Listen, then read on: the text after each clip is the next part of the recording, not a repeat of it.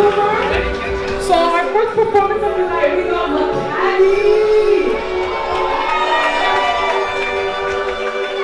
Whenever you get an opportunity as an artist, like connect, you know, connect on a real level. 5:47, the time this morning. Your tickets are noon, a lot like yesterday. I'm going out tonight. Hoping that I'll find the perfect girl. I love just being quirky and being yourself. Can be perceived one way by other people, but like in reality, you're like a nerd or like you have, you know, certain quirks about you. Or so I feel like those are the moments that make you human, and those are the moments that people connect with the most. I can't groove and I can't move. Velcro, I can't tie my shoes. No. Yeah, I'm the awkward one at the school dance with suspenders in the Vans and my shirt's loose. I'm black, so I can't blush.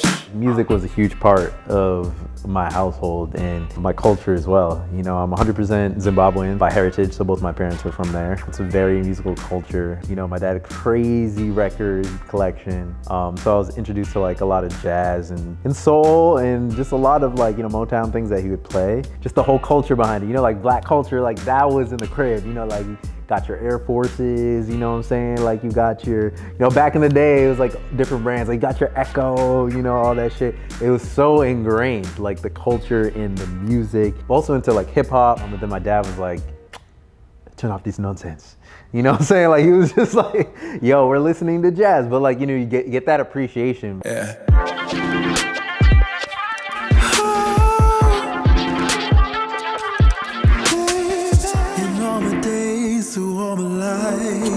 I think the industry tries to put people in the box, and people also try to chase what's popular.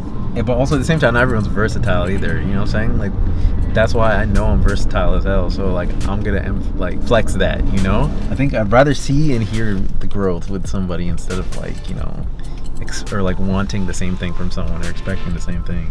I think people are more receptive to music that's different more than you think. You know, most people are spoon-fed from the industry. Like, this is what the sound is right now. But when you present them with something that's not, like, you'd be surprised like what people vibe with, you know? Well, first I think like you gotta trust yourself. If you don't trust yourself, you're gonna be always looking for outside validation or someone to tell you that something is good. And if you're doing that, like you're gonna have no choice but to follow trends. It's like, how do I still shine through and come through these different mechanisms? You know what I'm saying? Because it's also like a challenge, right? It's like when I feel resistance, I try to embrace it because that probably means that something good is on the other side. Like, you know, every once in a while, like do like a hammer on or do something. But like, if we're doing layers, I feel like it's not even necessary. Like, if you want to do a little thing, you can just randomly add that. So nice, like cool. All right, that sounds good.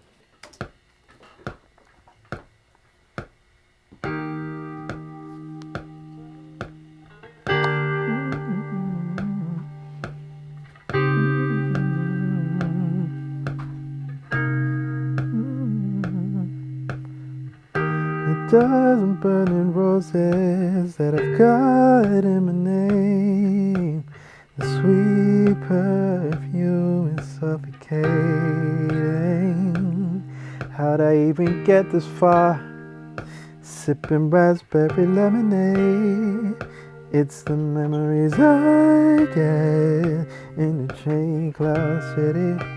But I also sang in gospel choir, so that is definitely where I get some of my stylistic stuff from. Everything that I do with music, and like the reason why I'm attracted to music in the first place is because of my relationship with God. And I feel like it really pulls everything together. I felt so many things from music. Music has helped me through like the tough times, you know what I'm saying? I always go back to music, you know what I'm saying? I always go back to God, I always go back to praying, I also always go back to music, you know what I'm saying? Those things are always hand in hand. So I try to be as emotive as possible when I'm delivering a song, you know what I mean? It's not just about technique, it's not about, it's like where am I pulling from, you know what I'm saying? And I'm hoping that someone's feeling that too.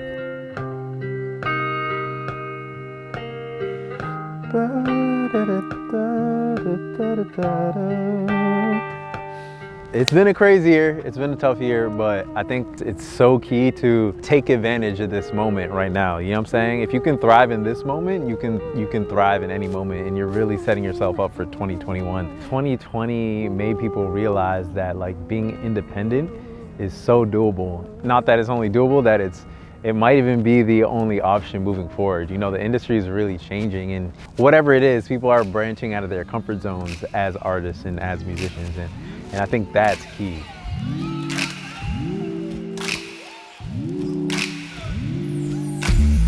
You have to be aware of how the industry's set up, you know, how to market your music and like understand brand and understand opportunities and all that. Like being a business person is important, but I think like all that being said, people at the end of the day are going to connect with you. A lot of examples of artists that are popping right now like weren't afraid to be themselves, and there's something different.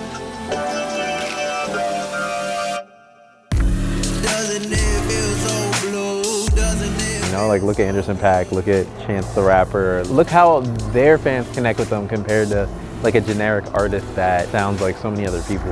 Looking back, are you gonna be like, yo, I did that shit? You know, or are you gonna be like, damn, like that was whack or that was fake? Because in reality, you're probably not gonna make it that far if you're not being real and authentic. So like if you made it and you're big and whatever, that's dope. But if not, like, are you still doing music? Why or why not? Like I feel like new artists don't want to hear that shit, but like you gotta be real with yourself. Like why am I doing what I'm doing?